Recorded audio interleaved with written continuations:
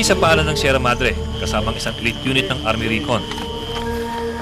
Nangangapa kami sa dilim.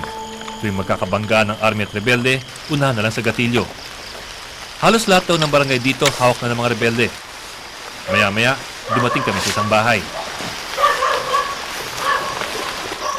Biglang tumigil ang grupo kasi may bahay sa harapan. Nagkakahulan yung mga aso. Dati raw nagmi-meeting dito ang mga rebelde. Nagparamdam ang mga sundalo sa mga residente.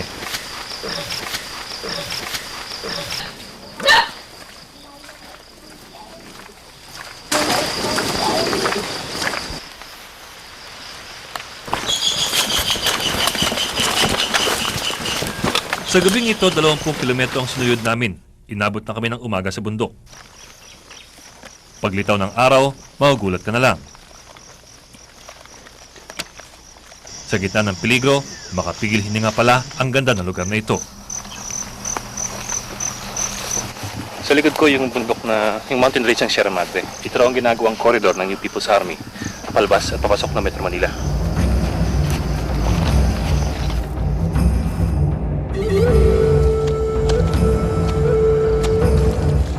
Noong isang linggo, tinungo ko ang kaibuturan ng Bondok Peninsula sa Quezon Province para malaman ang epekto ng all-out war sa mga rebelde. Sa halip na gera, ito ang dinatnan ko. Dadating lang namin sa kampo. Nagkakaroon sila ng seminar dito. At maputik ang daan. Nabot kami ng 7 oras na biyahe. Kinailangan mahinto pa kami ng magdamag. Hindi gera kundi isang seminar conference ang idinadaos ng mga armadong rebelde at mga magsasaka sa gitna ng bundok. Walang kuryente sa lugar na ito. Wala ring TV. Ni hindi nga umaabot ang soft drinks dito. Pero sa seminar na ito, kumpleto pa sila ng mga laptop computers at projector. Ito ang buhay sa mga zonang guerrilla sa Quezon Province. Mas madalas ang mga seminar at pakikipag-usap sa mga magsasaka kesa pakikidigma sa militar. Ang digmaan kasi na inilulunsad na ng bagong hukbong bayan ay isang digmaan ng mamayan. Kaya napakahalaga din sa amin yung sinasabing partisipasyon o paglahok ng malawak na masa na sa bayan sa inilulunsad na revolusyon. Si Kai Emilio Sanchez, isa sa mga commander na nakapaloob sa Apolonio Mendoza Command ng New People's Army dito sa Bondok Peninsula. Sinasabi niya na hindi puro pakikidigma ang ginagawa ng NPA. Mas madalas daw, kasalo sila sa pagtatabas o kay pagkokopra para may panahon ang magsasaka na dumalo sa kanilang mga seminar. Layunin ng militar na na alisin daw ang isda, ang aquarium mula sa isda, at tanggalin yung tubig na sumusuporta sa inyo. Tanggalin yung masa na sumusuporta sa inyo. Ano po ba ang medyo matagal-tagal na tong all-out war eh. Kung nagtatagumpay po ba, nawawala po ba ang suporta sa inyo? Umihina po ba kayo? Hindi, lumalalim nga eh. No? Kaya yung sinasabi nilang kami aalisan ng tubig, malalim na, hindi na kami kayang limasin.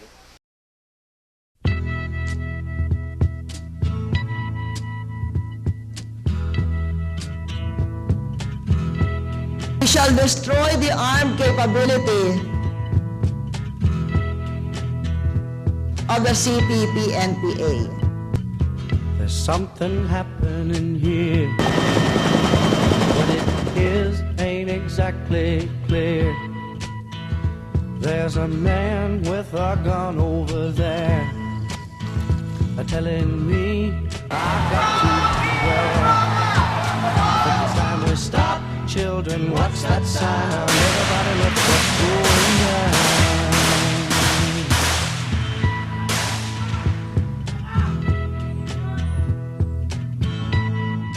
Ang Doña Remedios Trinidad ang pinakamalaking bayan ng Bulacan. Ito na rin ang pinakaliblib at pinakamasukal. Madalas ang gobyerno daw dito, gobyerno ng New People's Army. Dumating lang ang mga sundalo nitong Mayo, bahagi ng all-out war ng gobyerno laban sa New People's Army. Natapos ang umaga, walang rebeldeng natagpuan. Pero hindi rin may tatanggi na nasa paligid lang sila, nagmamasid.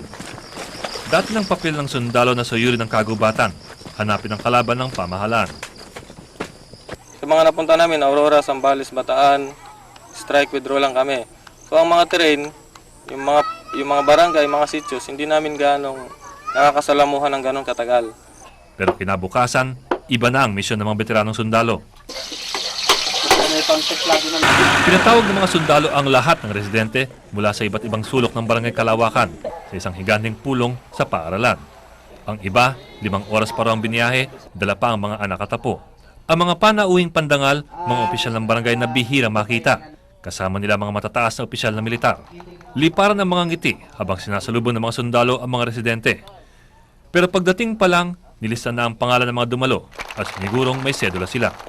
Sa intelligence collection namin at sa pagre-recon sa area, napag-alaman namin na isa talaga sa pinamumugaran ng mga CPP, mga gerilya, mga hukbo ang lugar na ito. Iisa lang ang tono ng mga residente sa barangay Kalawakan. Wala raw NPA sa kanilang lugar. Sa ngayon, wala akong alam doon dahil hindi ako nakakakita na rebuilding ngayon dito. Matagal na. Dati, kasi kailangan na dito eh. Mga siguro, mga 9 na taon, 10 taon na. Yung pa, matagal na. Matagal na. Matagal na? Matagal na ilang taon na o ilang buwan lang? Ilang taon? Mga 1989 pa yata yun. Pero nang magsimula ang programa, malino na hindi kumbinsido ang mga sundalo. Pag sinasabi kasi ng mga kapitan na tahimik, ang ibig sabihin niyan ay maraming paikot-ikot dyan na NPA at yun ang namamalakad doon sa inyong barangay. Alam namin dito sa Kalawakan, maraming naakyatan dito. No? So, lumapit na po kayo doon at sabihin nyo na yung totoo para malinis po ang inyong pangalan na nakalista sa Order of Battle. Mahusay ang mga tagapagsalita, si Sergeant Mac mula sa AFP Speakers Bureau at isang Colonel Magno ng Field Artillery. Sari-saring gimmick ang kanilang ginamit. Minsan na niligaw, ang ating pamahalaan ay walang inisip kundi ang inyong kapakanan. Kapakanan upang maging maganda ang kinabukasan, lalong-lalo na ang ating mga mahal sa buhay. minsan nagdadrama. Ang lupang hinilang ko inyo po lamang pag-aaralan at sasamputin ng tao sa inyong puso ay madarama ninyo ang paghihirap ng ating mga ninuno na paglaban alang-alang sa ating kinabukasan. Minsan nagpapatawa. Mabuhay demokrasya! May mangga, hindi nagtataas dyan. Ulit. Mabuhay demokrasya! Pero may pahaging sila na pagbabanta. Lahat naman po dito may baril eh. Lahat po dito may baril. Meron pong baril, hindi pwedeng wala. Meron kayong baril, sayang sa gusto ninyo. Aminin man nyo hindi, may baril kayo rito. Meron po. Dahil yun ang nasa aming talaan. Sabi ng mga kritiko, militarisasyon ito. Execution sabi ng mga namatayan. Pero depensa ng militar, interaction ang tawag dito. Ikinalat ang mga sundalo sa kanayunan dahil bahagi raw ito ng malawakang strategiya ng all-out war laban sa New People's Army. Sa loob ng 2 taon at sa tulong ng 1 bilyong pisong pondo, tutuldukan raw ng pamahalaan ang rebelyon na inabot na ng 37 taon.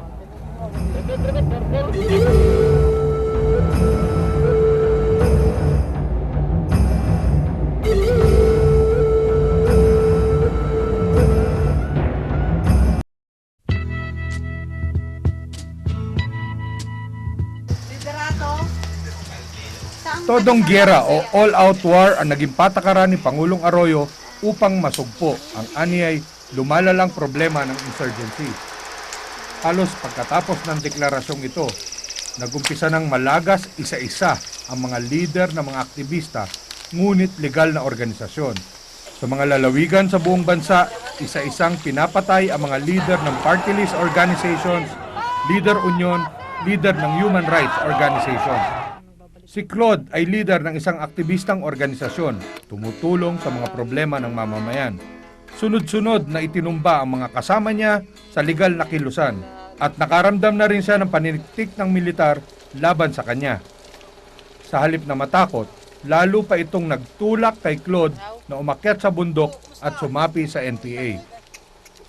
Ano yung huling baraha sa'yo? Ang huling baraha na nakita ko, nung nakikita ko na yung pagkamatay ng ilang mga leader ng magagamit. Alam ni Claude na hindi na siya bata para indahin ang hirap ng buhay sa bundok. Pero ngayon, para sa kanya, ito na siguro ang pinakaligtas na lugar. At dito, payapa siyang nakapamumuhay. Bahagi ng kampanya ng militar ay hakutin at takutin ang mga pinaghihinalaang kasapi ng aktivistang organisasyon. Minsan, nadadamay sa kanilang pananakot kahit ang walang kinalaman na mamamayan. Walang kinalaman sa politika si Jomel noong imbitahan siya ng mga militar. Isa siyang mahirap na magsasaka na nagsisikap lang maghanap buhay. Pero pinagpilitan ng mga militar na siya ay kasangkot sa kilusan ng mga rebelde. Akala ni Jomel katapusan na ng buhay niya. Iniipon nila yung mga magsasaka, sinasabihan nila na kayo, pag hindi ninyo sinumbong ang mga NPA, yun ang programa nila mismo ng All Out War eh. Sa tingin mo, epektibo yung ganong klase ng pananakot nila? Natatakot ba ang magsasaka? Ang nagiging epekto naman ng nagiging hakbangin ng mga Natatakot nila? natatakot, nagsulong ng revolusyon at sumapi sa armadong pagtibaka. Yung mabuhay ng mahirap pa sa daga, kaya pa sigurong harapin ng sipag at tiyaga. Pero yung mabuhay sa araw-araw na pangamba, hindi kayang tiisin ni Jomel. Mas nanaisin pa niyang lumaban kesa laging mangatog sa takot. Ngayon, para kay Jomel, patas na sila ng militar. NPA na siya at di na siya kayang takutin. Si Ben ay leader mag-aaral sa isang pangunahing universidad. Sa paaralan pa lang, marami na ang bilib sa kanyang talino at tapang. Sa gitna ng sunod-sunod na pagpatay sa mga leader aktivista at sa nakita niyang mga problema ng naghihirap na mamamayan, namulat si Ben, kumilos at sa huli, nagpa siyang wag nang tapusin ang kolehiyo para mas makapagsilbi sa mamamayan. Bagamat mahirap yung ganitong desisyon, nakita ko yung unang-una, yung pangangailangan para sa maraming mga kabataan na tulad ko na sumampa dito at sumali sa armadong baki-baka. Pangalawa, nakikita ko naman na makatwiran yung ginagawang pagrevolusyon. Mestizo, matalino, mahusay magpaliwanag. Naging mahusay sanang manager sa kumpanya o kaya leader sibiko o kaya leader politikal si Ben. Pero hindi daw yon ang solusyon sa mga nakita niyang problema ng bansa. Mas makabuluhan daw ang buhay niya dito, kasama ng maralitang magsasaka bilang bahagi ng isang armadong hukbo. Kahit kailan, hindi mauubos ang mga magre-revolusyon kahit napatay nila ang mga leader namin. Dahil patuloy na dadami at dadaluyong ang bilang ng mga tao na sasampa dito sa kanayunan. Hindi payag ang mga magulang ni Ben sa kanyang naging pasya. Pero umaasa siyang darating ang araw, mauunawaan din siya ng mga ito. Nandyan yung kahandaan mong isakripisyo, yung personal mo na interest at ipangibabaw yung interest ng mas nakararami. Dahil kung sarili ko lang interest ang iisipin ko, edi syempre, mas gugustuhin ko yung maayos na buhay, yung tahimik. Gaya ni Ben, naging mahirap din para kay Marley na magpasyang sumali sa armadong kilusan. Bukod sa hirap ng pamumuhay sa bundok, nalulungkot din siyang mawalay sa kanyang anak. Siyempre, damdaming nanay, damdaming ina, hindi na sakit sa damdamin. Pero kapag tumatagot mismo sa isip, yung prinsipyo natin, hindi, kahit masakit, di sadyang kailangan tanggapin. Pero para sa kanya, wala nang iba pang paraan kundi ang mag-armas. Habang nandiyan naman yung suporta ng mga masa, hindi kami madudurog.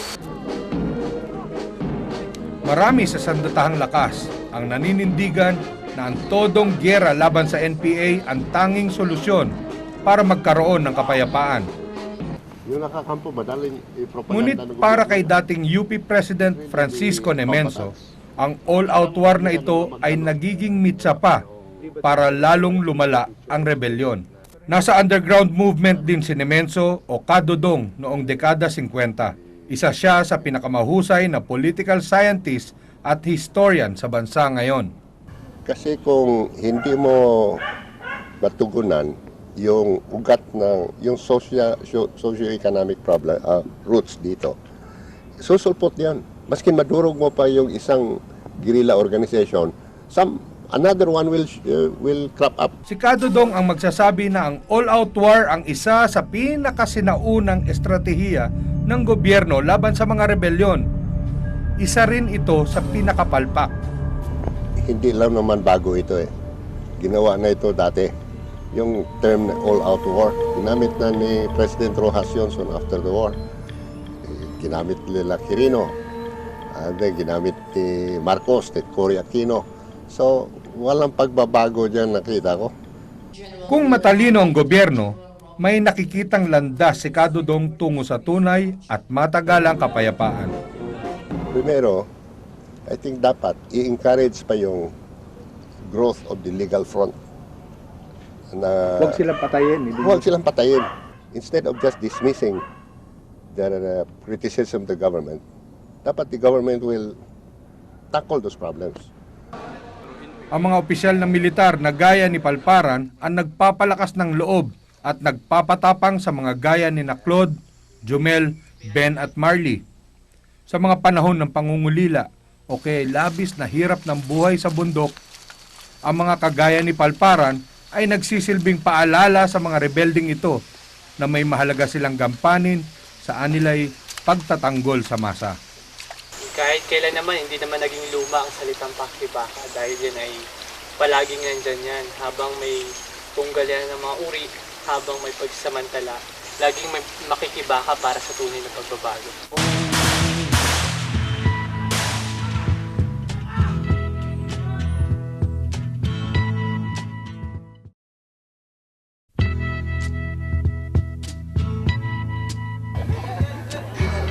Sa barangay Kalawakan naman sa Doña Remedios Trinidad, umiinit pa lang ang mga tagapagsalita sa pulong na pinatawag ng militar para sa mga residente. May kinalaman ito sa mga pare kasi akala natin, ang mga pare ay tinatawag natin maka-Diyos, makatao at makakaligasan. Pero mayroong mga pare nga na hindi na makatao at hindi rin maka-Diyos. Ano na ngayon? Makademonyo na ngayon. Sa mga bigkas ni Colonel Magno, malino na pinalawak na ng pamahalaan ang listahan nito ng mga kaaway ng Estado. Pero mga pare niya sa ano sa Garay, dalawang pare yan, na sinusubaybayan ng ating mga mata. Walang inatupag kundi pagsiklabin, pagkalapin ng damdamin ng mga nilalang sa kanilang pagmimisa. Sa sermon niya, sinasabi ng ganun-ganun. Kilala na niyo siguro kung sino pare niya. Sa all-out war ng pamahalaan, hindi na limitado ang laban sa mga armadong rebelde. Ngayon, pati ang mga legal na kaliwa, nakahanay na rin. How do you view the enemy ba? Who is the enemy? Well, yung primary group na kalaban nga natin is the CPP, NP, NDF, yung whole machinery nila. Yung armed group, yung party, at saka yung legal fronts nila. Kasi ito, they always work in tandem. Yung mga activities nila are all geared towards the same objective. Dito ba mayroon mang party list? Kung dito po mayroon pong nangampanya ng eleksyon sa bayan muna, anak bayan, akbayan at anak pawis, Gabriela, Bago Karids. Kung kayo po ay nagamit nila, po, lumapit na po kayo sa ating mga kasundaluhan at magpalinisan yung mga pangalan. Dahil sigurado kami, ikaw membro sa partido. Kung ako lang talaga masusunod, it should really be a very decisive action against the whole movement. Si General Jovito Palparan ang pinaka-kontrobersyal na tagapagpatupad ng bagong stratehiya ng gobyerno. Di tinatago ni Palparan ang kanyang patakaran na walisin ng mga militanteng grupo sa buong Central Luzon. There should be no militant organization existing in an area if it is already declared because they have no place na maluko nila yung tao. Pero, sir, how do you define militante? Kasi... Di yun nalalaman kung ano yung militanteng alam mo, yun naman din yung alam ko. Okay, paano? What will you do? They're all over the place, all the towns. Kaya nga, yung town na malakas ang militante, you should be there also to educate people, no, na ito ang hindi mo sasamahan dapat dahil lulukuhin lang kayo ng mga ito. Talagang I'm strong on that. Itinutulak ni Palparan ang pagbabalik ng anti-subversion law na nirepil nung panahon ni Pangulong Ramos.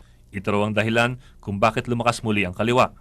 Tulad ng ibang bansa, mayroon silang mga batas na pumapayag na magiging aggressive at decisive yung military and the police. Dito wala tayo. We had that before, yung Republic Act 1700. Pero sa tingin ko pa rin, kulang pa rin yun eh. Kung desidido sila, lahat ng mga involved, lahat ng kadre ay pinagkukuha talaga yun. At kinasuhan or they were punished. Or, Sir Cadre, you're referring to armed and non-armed? armed and non-armed. Yung mga educator nila, propagandist, kasama yon. Yung mga ano nila, talagang nilimit nila ang movement sa mga ito. And then walang, kaya nga wala masyadong mga complain. Binansagan ng berdugo ng mga militante si Palparan. Saan man siya mapunta, sunod-sunod daw ang pagpapatay sa mga lider ng militante.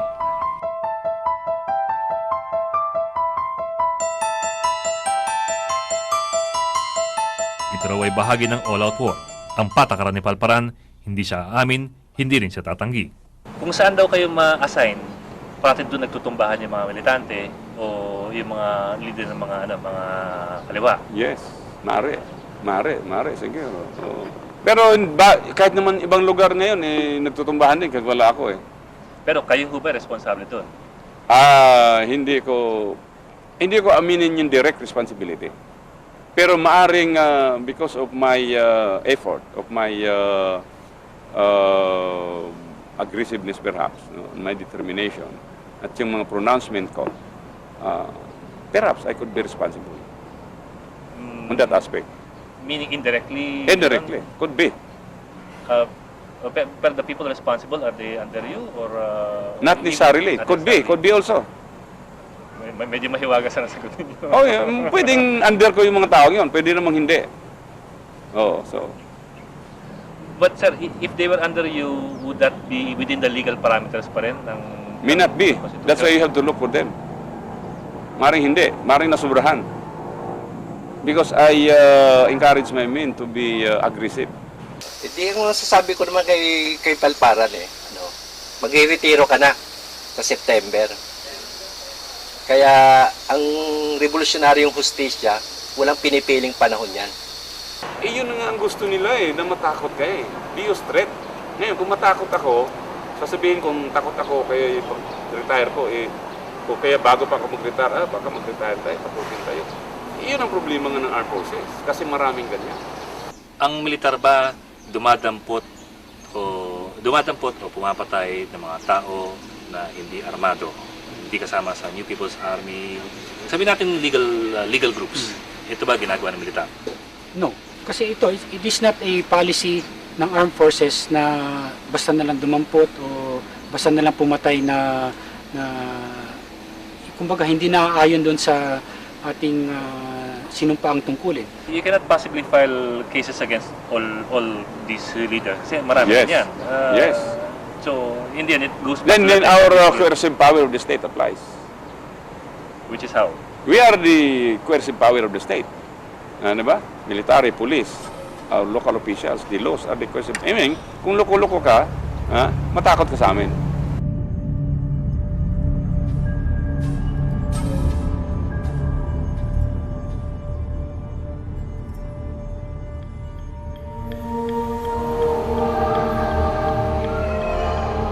Sa bawat tungtong ni Father Rolly De Leon sa pulpito, hindi niya tiyak kung ito na ang huling misa.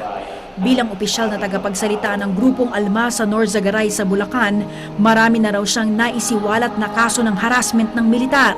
Kasi kami parang media din. Kung walang pangyayari, wala naman kami re-report. Tandang-tanda pa ni Father Rolly ang araw ng Oktubre at 30 ng nakaraang taon. Habang binibilang nila ang koleksyon sa misa, 4 na sobre ang nakita niya. Sa halip na donasyon, ang isa naglalaman ng sulat. Ang 3, bala ng Armalite. Yun ang first time sa buhay ko na makatanggap ng death threat. Wala naman akong personal na kaaway. Akala ni Father, Mula noon, hindi na raw niya naibalik sa normal ang kanyang buhay. Bilang pari, dapat sana'y nakikihalubilo siya sa mga tao sa komunidad. Pero madalas, nagkukulong na lang siya sa simbahan.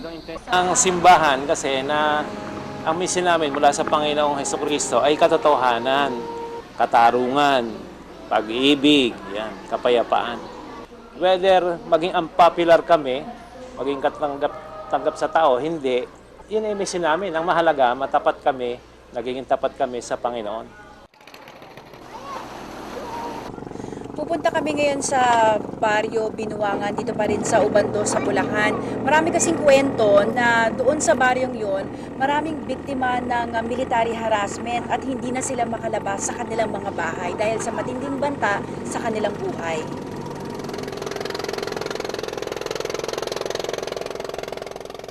Ito ang Paliwas River. Dito ka dadaan para makarating sa isla ng Binuangan.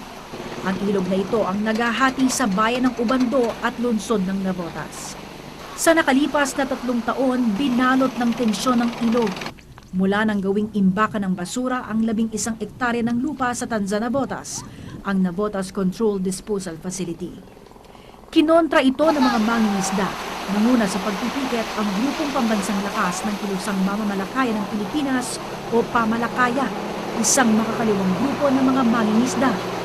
Marami ang sumuporta sa protesta ng Pamalakaya, pero marami rin ang natakot at piniling tumahimik na lang. Pero bago kami bumaba sa isla, marami na ang bumulong sa amin. Ito yung Barangay Binuangan dito sa Ubando, Bulacan. Ang usap-usapan, 70% ng tao dito NPA. Kaya naman dumami rin ang mga nadistinong militar. Hindi pa man kami nagtatanong, nagmistulang sumbungan na kami ng mga takot na residente. Natakot kami. Ay, namatay na nga. Meron pa akong ninervo, namatay. Kasi sinasabi nila, kalahati daw ng taga-Binuangan, MPA. Samantalang takot na takot kami sa mga MPA. Masama raw ang loob nila kapag nababalitaan ng mga tagalabas na bayan sila ng mga rebelde. Sa piyesta nga nila noong Hunyo 24, halos walang tagalabas na dumayo para makipiesta dahil sa matinding takot. Hindi nila alam kung ano mangyayari. Kung lumusubo ang MPA dito, di magkakabarila, mandadamay kami. Itinuro nila kami kay Father Mario Quince ng simbahang Aglipay. Mas marami daw kasing kwentong alam si Father Mario dahil siya ang sumbungan ng mga napapagmalupitan. Meron talagang hinaharas ng mga namumuno ng Pamalakaya. In fact, hanggang ngayon, meron pang mga death threats sila. Verbally, personal na sinasabi. Problema ngayon ni Father Mario, matapos siyang maging sumbungan ng mga taga-Pamalakaya, pati siya pinagbantaan na rin. Ang sabi doon kahit saan ka magtatagong Bisayong pari ka, makikita ka pa rin namin. Nabalitaan ng mga sundalo sa Binuangan na nag-iikot kami at bisita kami ni Father Mario. Agad nila kaming ipinatawag. Pero sa halip na mga sundalo ang humarap sa amin, Barangay Kagawad ang sumalubong at agad nagkwento ng kanilang bersyon. Yung mga kapguho rito, ginapos ng NPA. Kinuha yung armas. Sa ngayon, wala na. Dahil dala ng kasundaluhan. Ingat sila sa pagsagot sa aming mga tanong, pero napansin namin na iniwang bukas sa tabi namin ang isang cellphone para i-record ang aming pag-uusap.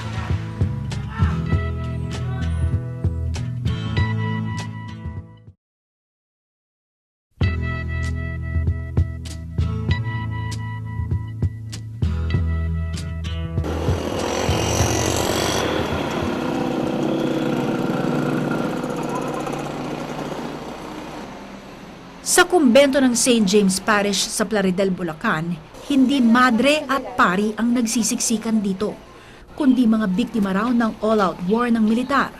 Ang kumbentong ito, ginawa ng refugee center ng ilang makakaliwa na hinahunting daw ng mga sundalo.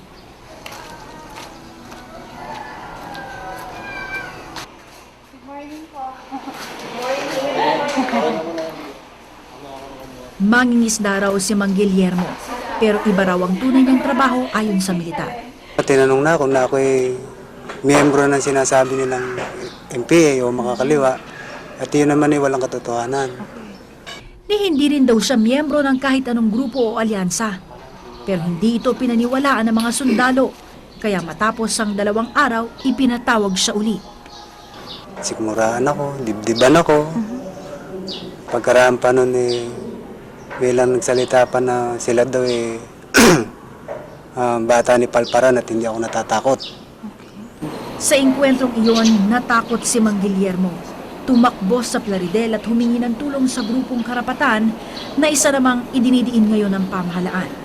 Pansamantalang iniwan ni Mang Guillermo ang pamilya sa kanilang bayan, pero hindi pa rin sila iniwan ng takot. May alaring kalayaan. Halos hindi na makapaghanap buhay yung misis ko. Dahil nga sa natatakot at sinusundan na rin ng mga sinasabi nilang intel o litong-lito ko. Hindi ko nga maisip kung saan ako lalapit.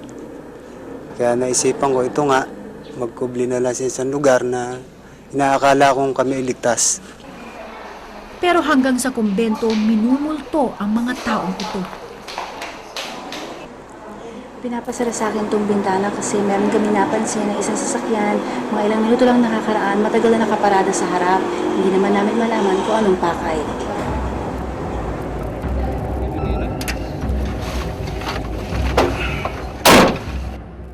Kahit miyembro ng Army Special Operations Team sa Barangay Marungko, Angat, Bulacan si Teniente Jess Perez, bihira daw siya magdala ng armas.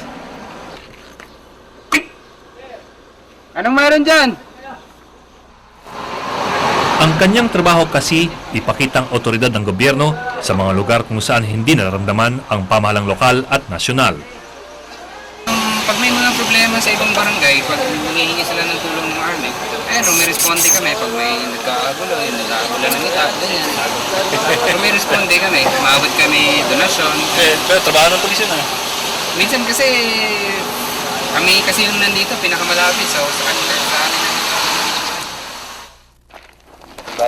Hindi na bago ang konsepto ng SOT. Huling narinig ito nung panahon ni FVR. Sa all-out war strategy ng gobyerno, ikinalat muli ang mga sundalo sa mga liblib na barangay. SOT kasi, it's winning the hearts and mind of the people.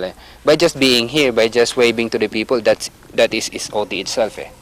Kumbaga, SOT naman kasi, hindi porket nandyan ka sa isang lugar, puro na lang kamao or what do you call this, use of arms. Very effective siya. Compare dun sa previous na puro kami operation, puro bangga. Makapatay ka na isa, dalawang NPA, maglalamo yung 10 kamag-anak, magkakaroon ng gali sa sundalo, then i-recruit. Magkakaroon kami ng reverse recruitment doon. Lahat ng available na sundalo namin, whether taga-opisina ka, karpentero ka ba, tagaluto ka, all of them have been organized, tapos trinain namin through a crash course, and lahat sila ay pinadala namin din sa mga barangay to help us out in the information campaign para mapaliwanagan nga yung mga taong bayan. Sa ilang barangay, nakatulong daw ang SOT. Dito sa amin, ang mga arming napuntay, wala kaming nakitang sukat namin ipintas. Ginagampanan nila ang kanilang tungkulin ng naaayon sa batas. At wala silang nilalabag na sukat ireklamo ng mga tao dito. Sa ilang lugar, inaako na ng sundalo ang trabaho na dapat ginagampanan ng mga sibilyan, maging trabaho ng barangay o trabaho ng pulis. Sa barangay Kalawakan sa Remedios Trinidad, sinisita ng mga sundalo mga taong walang kaukulang papeles, mula permit ng baril, gaya ng lalaking ito na nagbenta ng Armalite. Unang sarinto at kakausapin ka po. Nanay, nakatingin ka na naman nanay, parang nagdududa ng hindi maganda. Hanggang permit para magbenta ng hayop, gaya ng kabayong ito na ibibenta sana sa Navotas. Sila na rin ang nakakampo sa barangay hall. Absent daw kasi lagi ang kapitan ng barangay.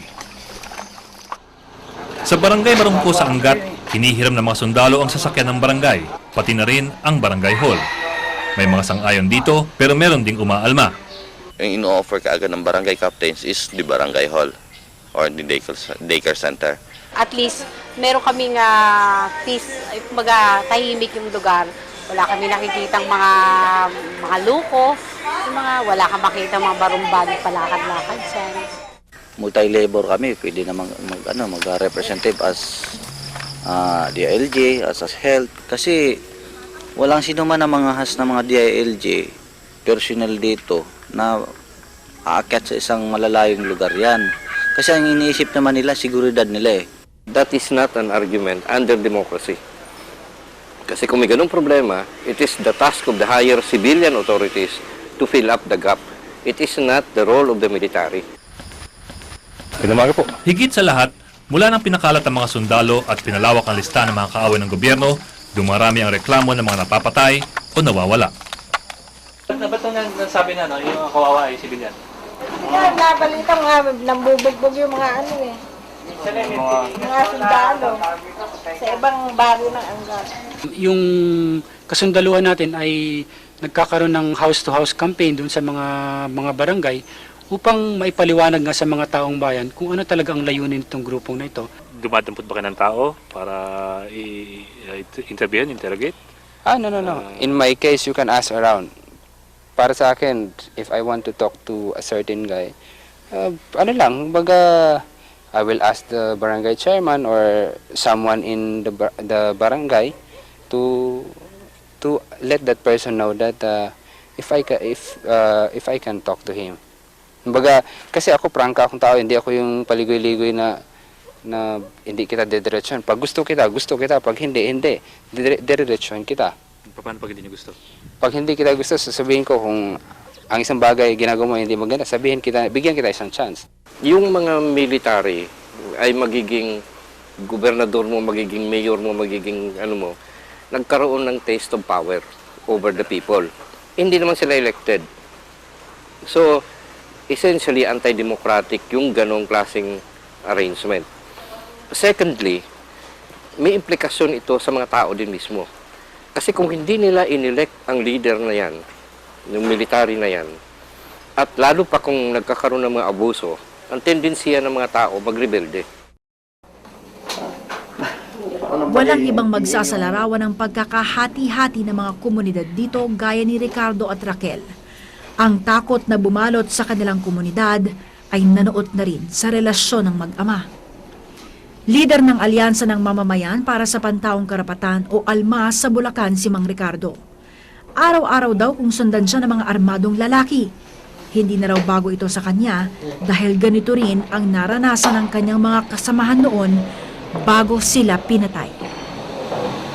Bagay lang naman yun eh. Kung hindi ka patayin, di dukutin ka, tangayin. Pagka naman tinangay ka riyan, di torture na ang abutin mo hanggang sa ipaamin na sa'yo yung hindi mga totoo. Hindi sumasama sa mga rally at meeting si Raquel.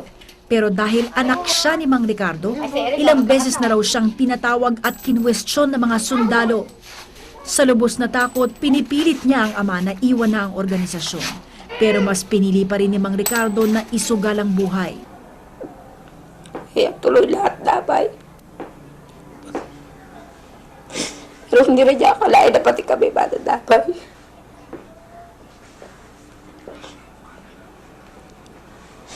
Sinabi pa nga namin nun, mas mahal pa yata rin natin ibang tao. Pinaliwanag ko naman sa kanila yan eh. Kasi ang nagiging kuwan nga natin, kasama naman sila doon sa pinaglalaban ko eh. May ano naman po, ang silbi ko, mapapatay ka naman. Gusto po namin siyang makasama na simple lang.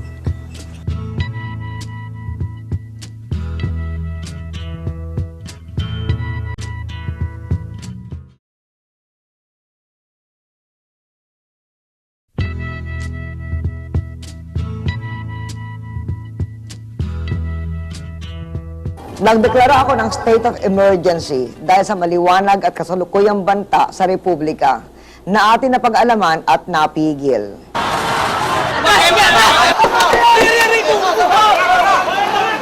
The reason why there is a thriving insurgency dito sa Pilipinas ay dahil ganito kabulok ngayon yung sistema.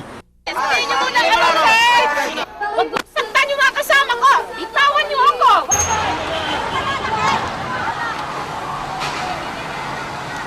Kaunti na lang at matatalo na raw ni Pangulong Arroyo ang record ng lahat ng mga naging presidente ng Pilipinas. Hindi sa pagpapaunlad sa ekonomiya, pagsugpo sa katiwalian o pagpapabagsak sa mga rebeldeng komunista, kung hindi sa paglabag sa mga karapatang pantao.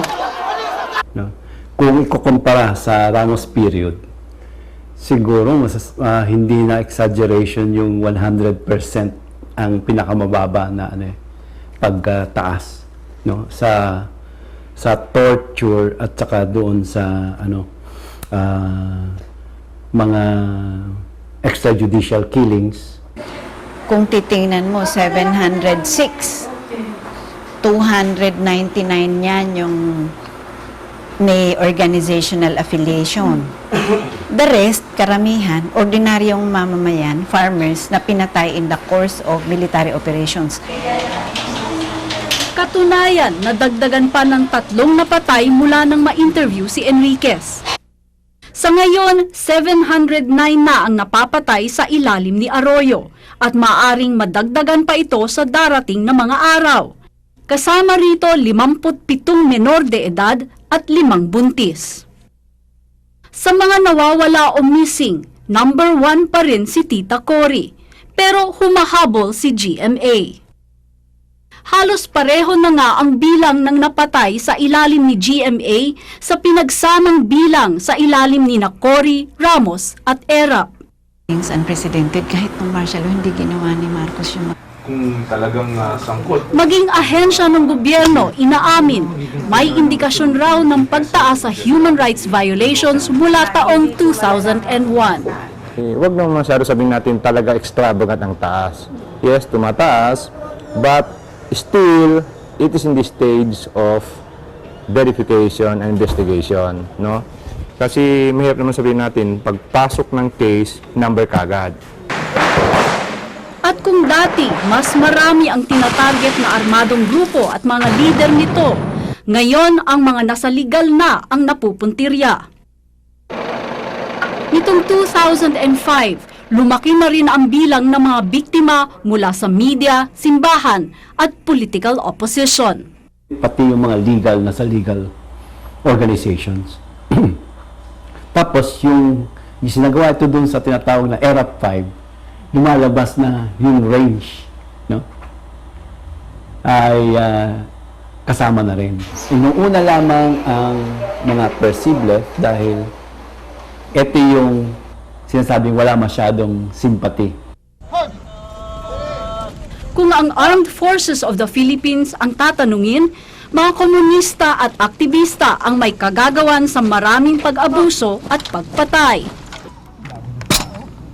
Tagumpay ang mga operasyon ng AFP laban sa mga komunista, lalo na sa paglunsad ng all-out war laban sa kanila. Natatalo na raw ang mga makakaliwa sa maraming komunidad.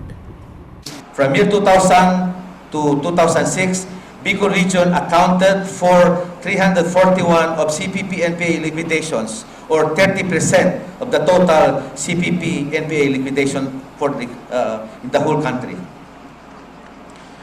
For the period in review, most of the victims were ordinary citizens, totaling 557, or 45% of the total fatalities as shown. Unang-una, hindi ito ang itinuro ng Armed Forces of the Philippines sa mga tinray natin na kapwa. Ang tinuturo natin ay ang paggalang sa karapatang pantao, paggalang sa bawat isang mamamayan. Alam naman natin na sa lahat ng organisasyon ay mayroong mga exception. Ito ay exception. At higit na nakakarami ang gumagawa ng kabutihan. Pero ang basa ng mga human rights groups sa sitwasyon, ang pagtaas umano sa mga kaso ng pang-aabuso ay bahagi lamang ng mas malawak na plano para ubusin hindi lamang ang lahat ng mga makakaliwang grupo, kung hindi ang lahat ng mga kritikal sa Administrasyong Arroyo. Ngayon, sistematiko sa pamamaraan na kung saan merong listahan ng mga organisasyon at kumbisa mga individual na sangkot sa tinatawag na destabilization o at least mga komunista. Merong mga death squads na kung saan ang pangunahing ginagamit nila ay mga motorsiklo. Pati sistema ng pag-torture balik umano sa panahon ni Marcos. Sa tactical interrogation, no? Siguro ang susunod dyan ay degrees ng physical manhandling, bugbog yan, no? Pero ang susunod na dyan ay kuryente. No?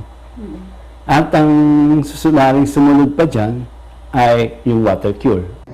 Sa isang dokumento para sa isang lecture ng Army para sa kanilang mga intelligence staff taong 2002, nilista ng AFP ang katangian ng mga legal na organisasyon at personalidad na sa tingin nila ay impluensyado o hawak ng mga komunista.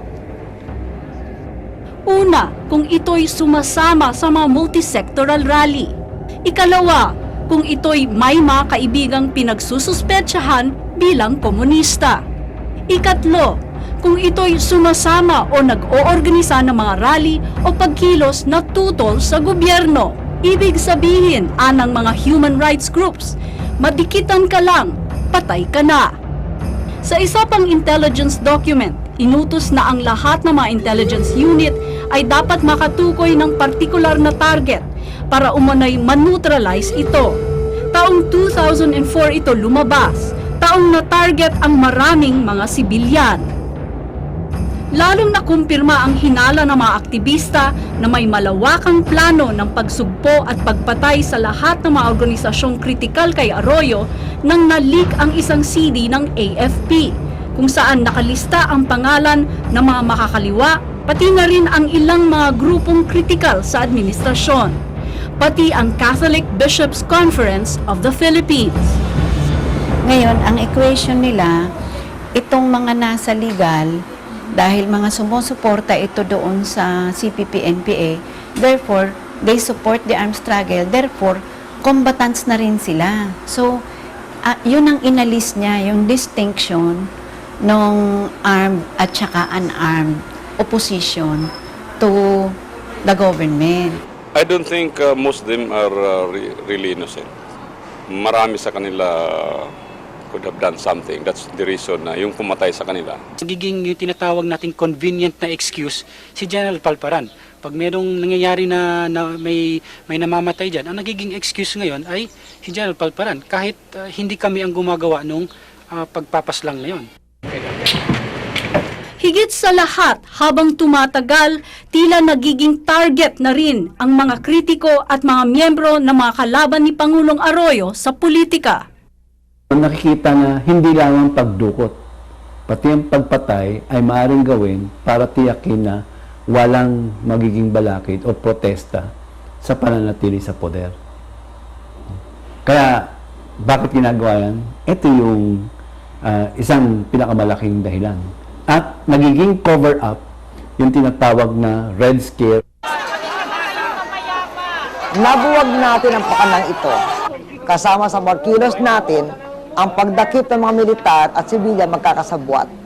At hindi rin palalampasin ang mga nagbibigay ng salapi at suportang politika sa pag-aalsa.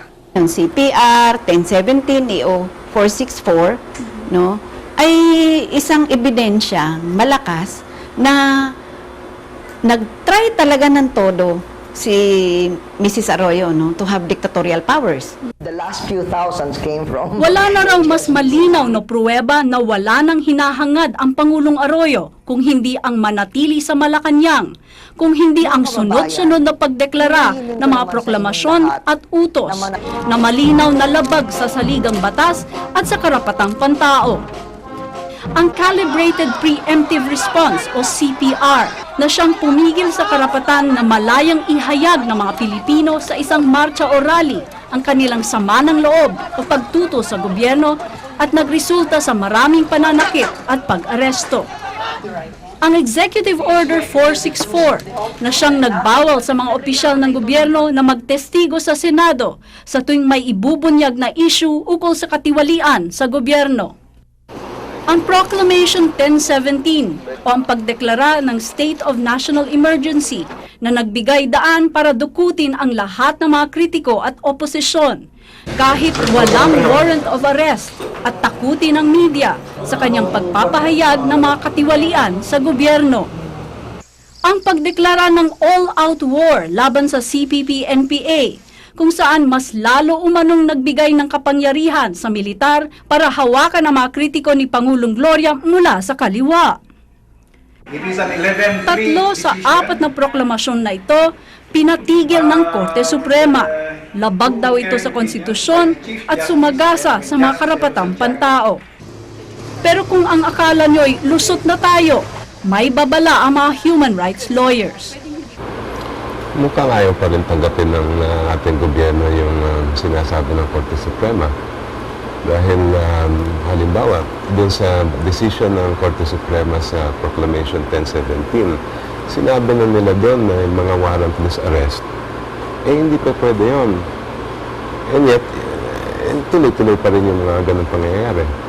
Ang message sa amin nawawala ang saysay ng ating saligang batas at mga prosesong legal. Dahil kung mismo ang Secretary of Justice magsasabi na yung mga alam natin na hindi pwede, pwede pala, talagang mahihirapan tayo yan. Nauuk-uk yung mga institutions na sabi nila nagpapalakas sa demokrasya. So, unti-unti, pag ganito ng ganito, makikita ng tao in the end na wala palang demokrasya.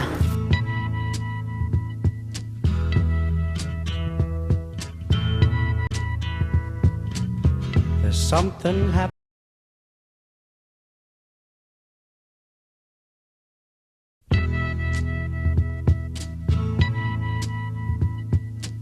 I have two boys. Kaya ko dumating yung punto na yung kinakalaban ko ngayon, yung problemang hinaharap natin ngayon, ay maabutan pa nila.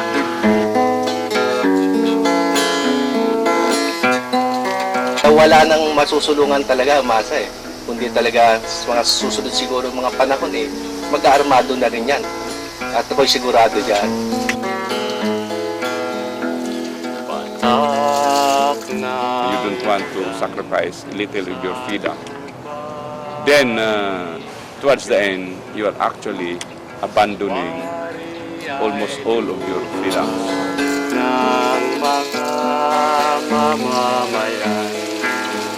Yung mga sundalo, ayaw rin naman ng patayan. Gusto ko nilang kapayapaan.